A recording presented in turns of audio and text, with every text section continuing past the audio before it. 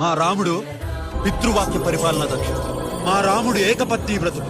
మా రాముడు అన్నదమ్ములకు ఆదర్శప్రాయుడు. మా రాముడు సర్వమానవ సౌభ్రాతృత్వాన్ని సాధించి చూపించిన సాటి లేని సర్వం సహా చక్రవర్తి.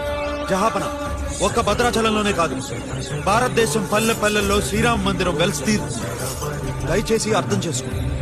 ఇకనైనా ఈ చెప్పుడు తప్పుడు మాటలు వినడం మాని భద్రాచలం వచ్చి శ్రీరామచంద్రుని దర్శనం చేసుకుని తరించండి. హిందూ ముస్లింల సత్యతను కాపాడండి.